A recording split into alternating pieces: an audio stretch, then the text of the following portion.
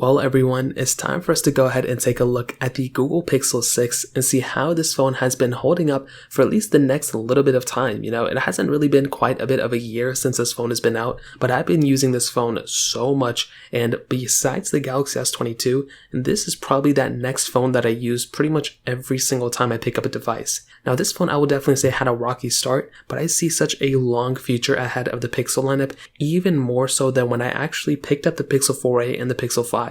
To be honest, I love those phones, the 2020 Pixel devices, but then in 2021, I was curious to see where Google was going to go. And if you actually remember, Google dropped the Pixel 5a right before they made the Pixel 6, I think, or it was around that same time. And at that moment, I wasn't too sure. Were they going to go ahead and continue making those, A series devices and like the Pixel 5 type of device? Because the difference between the Pixel 5 and Pixel 4a, they were both kind of going for that budget tier market. They were definitely different price tags, but that's kind of the realm I kind of saw them in. And now with the Pixel 6, the base model, I was actually very, very happy when, Google made this type of device. They were going back to their roots. They were kind of making, it wasn't a cheap phone by any means, but they were making super flagship devices with stock software. And when I saw the Pixel 6, this really reminded me of the Nexus 4. I owned a Nexus 4 for a long period of time, for about 2.5 years, I think almost 3 years. I loved that phone. That phone was broken when I bought it, and I kept it broken pretty much. I had a cracked back, cracked camera as well. And I loved that phone so much. It was probably one of the best experiences I've ever had. I custom ROM'd that thing and everything. And nowadays phones are so good, you don't really have to go through all that. And with the Pixel 6, this is such a solid phone. And like I said, it had a rocky start. Some people were complaining about different software glitches. I think there were some screen glitches and some camera glitches here and there. But nowadays, I think things have really smoothed out with all the updates within, Google has been making, but also with the Google Tensor chips that kind of taking shape. It makes me really happy about the future of not only the phone itself, but the chipset inside as well. Now, on the outside, this thing comes out in 3 colors. I think these colors are still good for the most part. And personally, I think this phone is in a very interesting shape. Personally, I think the Pixel 6 Pro is definitely the better looking one here. The standard Pixel 6, I don't really think looks that great, to be honest. And even for the price tag, I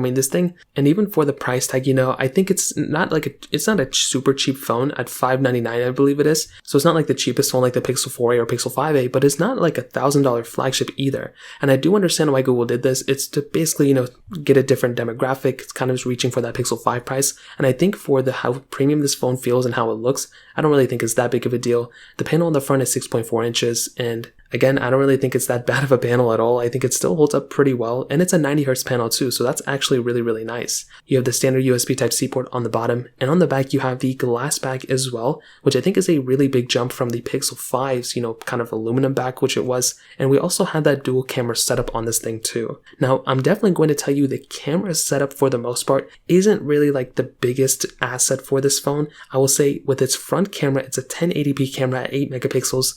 The back camera is a 50 megapixel camera, which I think is cool. You can do 4K video on it and everything, which I think is a really, really good camera. So you have a 50 megapixel wide camera, then a 12 megapixel ultra wide sensor. And I do think this is a decent camera for the price tag. I've heard a lot of people kind of state that, the newer iPhones have better cameras, and even Samsungs are, better up there too. I'll definitely say the Pixel 6, I don't think it's reaching those specific devices. I don't even think it's trying to reach iPhone 13, demographic. I think it's trying to compete with the Galaxy A series of phones, and also possibly like the iPhone 12 and maybe even the iPhone 11 that Apple is currently selling brand new. I don't think they're trying to reach up for those newest, phones of this year and of late last year. So with the Pixel 6 Pro, I think that's what they're reaching for. So with these phones, I think they're decent cameras for the price tag. My only kind of gripe that I've always said with Pixel phones, even with Samsung phones, is zooming in and out of photos and zooming in and out of the camera lens.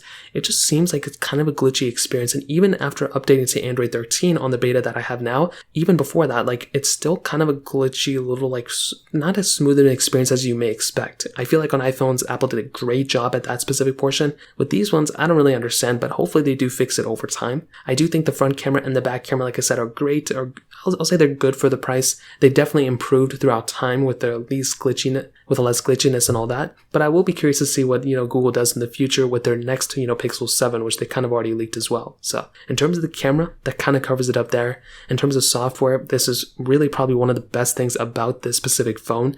Google has actually offered 5 years of, I guess they call Pixel updates for this specific phone.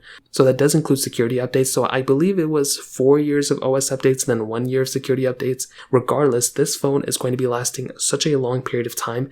And I actually love how these phones and a lot of these phone manufacturers are actually really focusing in on their software portion of their phones. I think that's an awesome thing that they're doing. And now Apple, out of all people, are actually reducing the amount of software updates they're giving to their phones, and Google and Samsung are increasing them. So I love that a lot. This phone also, with it being stock Android, it's going to be one of the, day one updates when the software comes out. This phone is going to be able to get it even like 3 years from now, which is so nice. We're looking at phones now like the Pixel 4 that just got Android 13. The same day the Pixel 6 Pro got the update is the same day the Pixel 4 got it as well, and the 4a. So I love that, and I will always be talking about that forever. That is one of the best things for sure. Now on top of that, in terms of the performance, this is honestly a very interesting thing. So this thing has the Google Tensor chipset inside, and I will definitely say it really isn't I don't think I would pick up this phone because of the chipset. I think it's good, and I think it's really good for the price tag. But when I think of like chipsets that, certain manufacturers have made, like the Apple A15 chip, the M1 chips that Apple made as well, I think Google has a long ways to go. But I do think with the way they've kind of, been focusing in on it right now, I think it's in a good spot. With the improvements that Google has been doing with each iteration of security updates and software updates here and there with the Pixel 6, I think Google has done a great job for the most part. But I think with the day it came out in even now, it isn't really like as fast as you would think as even like the Snapdragon 8 Gen 1. I think the Snapdragon 8 Gen 1 is faster.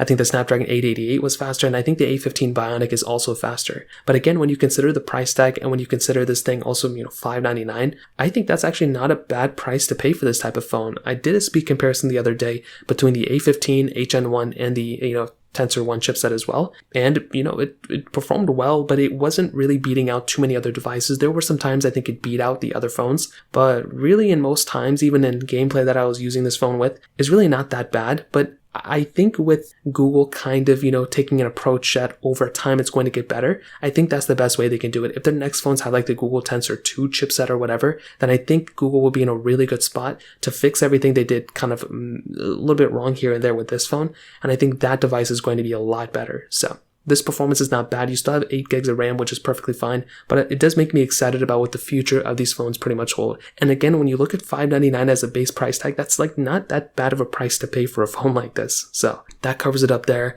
The battery life on this phone also has been really, really good for me. And standby time, I usually use this phone for maybe like 20-30 minutes to make some videos on my second channel. Then I go on to, do other things. And this phone has been giving me a great experience in that specific standpoint, which has been awesome. Standby time has been amazing on this phone. So that kind of covers it up there. If I had to kind of sum up everything, I would say for the price of this phone and for the capability behind this phone, it is a solid device for sure. Maybe it's not perfect, but I'll say it's perfect enough for me. And I probably could not recommend this phone enough to most people out there. If you want, maybe you can go ahead and buy maybe like a Galaxy S21 for cheaper. Maybe if you want to get like a Pixel 6 in the used market, I would recommend that too. But you can't really go wrong with this phone. And I think it's a solid device for sure. So that kind of covers it up, how this phone has held up in 2022. If you have any other thoughts or questions, please let me know in the comment section below. Hit the like button, that would mean so much, but definitely hit that subscribe button. More importantly than everything else, I love every single one of you guys. Hopefully I'll catch you guys in the next video. Peace out till then.